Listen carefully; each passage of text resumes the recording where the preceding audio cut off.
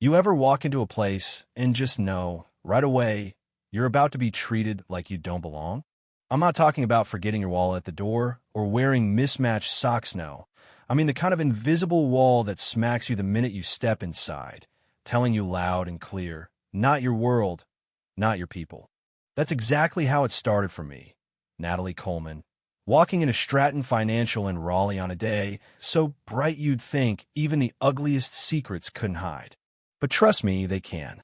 So, I stepped through those giant glass doors, sunshine everywhere, marble floors gleaming so hard I had to squint.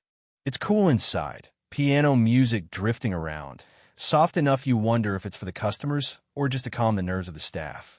My blazer's nothing fancy, but it's clean, pressed, says professional in a quiet way. I line up, wait my turn at the teller. The blonde at the counter, Jessica, her name tag says so locked in on her computer you'd think she's hacking the Pentagon, not handling cash. I stand there a solid minute, maybe two, nothing but my own breathing and her nails on the keyboard. I say, hello, gentle, like maybe she just didn't notice me. She doesn't even blink. Then, out the corner of my eye, this guy in a sharp gray suit walks in. Suddenly, Jessica's all smiles bouncing to her feet, voice as sweet as summer tea. I can't lie, that stings, but I'm not going to let it break me. When she finally glances back, I ask, excuse me, I'd like to make a deposit and check my account. She just glares, like I'm making her day worse. Do you have an appointment? We only handle scheduled transactions here. I keep it cool, no, I don't need financial advice, just want to put money in my account. She sighs, points me to another teller like she can't get rid of me fast enough. When it's my turn, I slide my ID and certified check across the counter.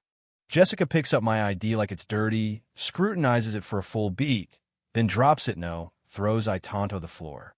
The sound of that plastic hitting tile is louder than a gunshot. The whole bank freezes, but nobody says a word. My cheeks burn, but I bend down, pick up my ID, and stand tall.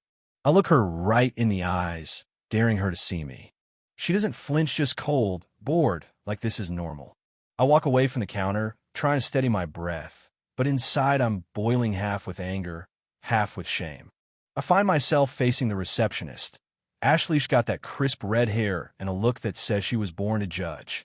Excuse me, I say, as polite as ever. Could you help me? She throws up her hand without looking, tells me, basically, to shut up. Not even a glance. Then Thiza white couple walks in, and Ashley's whole face changes, pure sunshine and syrup. Mr. and Mrs. Pfizer, so happy to see you. She fusses over them, hands them VIP cards, offers tea. I'm invisible again. Another woman steps up, gets greeted like royalty. Meanwhile, I'm still standing there, people glancing at me, then away. It's not subtle. It's a message, you know? You don't belong here. The ache in my chest nearly takes me down, but I refuse to give them the satisfaction. I plant my feet and decide I'm not leaving until they treat me right, not just for me, but for every person who's ever had to swallow this kind of humiliation. Back at the teller, Jessica acts like my return is a crime. I lay down a check again, steady as I can. Here's the certified check from my partner. I'd like to deposit it. She looks it over, every second dripping with suspicion. How long have you had this company? Where's your headquarters? Got your registration? Why our bank? Her questions make no sense, and I answer them all, not missing a beat, but she's just looking for an excuse. She turns to her colleague. Rachel Ho's been watching the whole time and says, loud enough for me to hear, doesn't this look like one of those fakes they always bring in? Rachel laughs, and a few people nearby snicker like we're in a bad sitcom. I take a deep breath, force my voice to stay calm. This is a certified check from a reputable bank. You can verify in your system. Jessica scoffs, but finally starts the verification slowly, of course. I realize, standing there under all those fluorescent lights, that this isn't just about me or my money. This is a wall built by a system, and everyone's content to pretend it doesn't exist. Just then, the branch manager, Thomas Kent, strides out, gray suit, stern face, looking like he's above all this. Is there a problem? He asks Jessica, who instantly softens her voice. Mr. Kent, there are some red flags here. The documentation is unclear. Kent glances at my check for all of 2 seconds before deciding. I'm sorry, we can't process this transaction. Not enough evidence. Maybe another bank would suit your needs better. Then he walks off like I'm not even standing there. Jessica seizes the moment to turn the knife, saying for everyone to hear, honestly, with those shoes and that purse, you're not really the type we expect here. Laughter bubbles up around me quick, sharp, merciless. My hands shake, but I gather my things and meet Jessica's eyes. Remember what you said today, I tell her quietly. There'll come a time when you'll have to answer for it, and I promise I won't be the one ashamed. I walk out, head high, sunlight harsh on my face, the world outside colder than when I came in. But you know what? I refuse to let that be the end. Back in my office, I stare at the contract on my desk, $2.3 billion, signed with Stratton Financial itself. My signature, Natalie Coleman, CEO. That's who I am. That's my worth. That night, I gather every document, every proof, and the next morning I go back.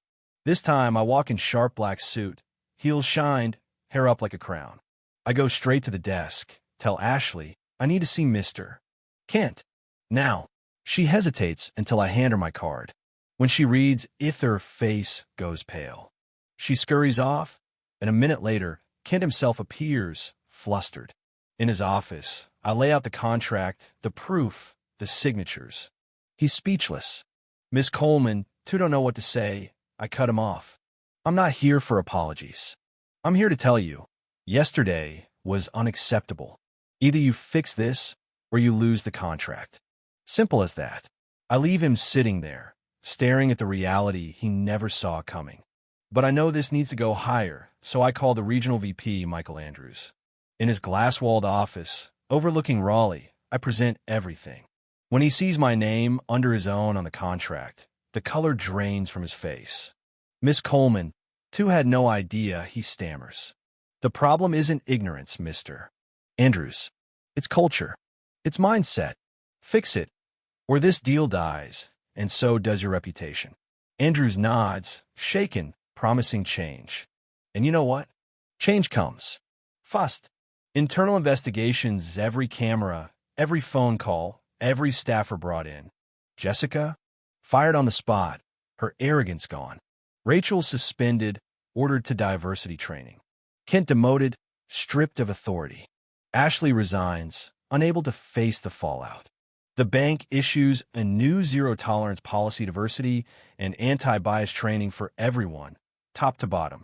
It's not perfect, but it's a start. And here's the twist: these people, who once humiliated me, each go on their own journey. Jessica ends up volunteering, finally seeing the hurt she caused, helping others access banking services she once denied.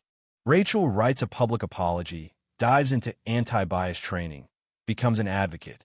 Kent, no longer manager, works with minority business owners, finally seeing firsthand what it means to be underestimated. They all change, but not because they had to, because the truth finally landed. Meanwhile, I launch Empower the Future, my own program: leadership, financial management, real confidence building for women and young people of color in Raleigh. The first class is rough, but soon enough, I see their eyes lighting up, hear their stories, their hopes, and fears echoing my own.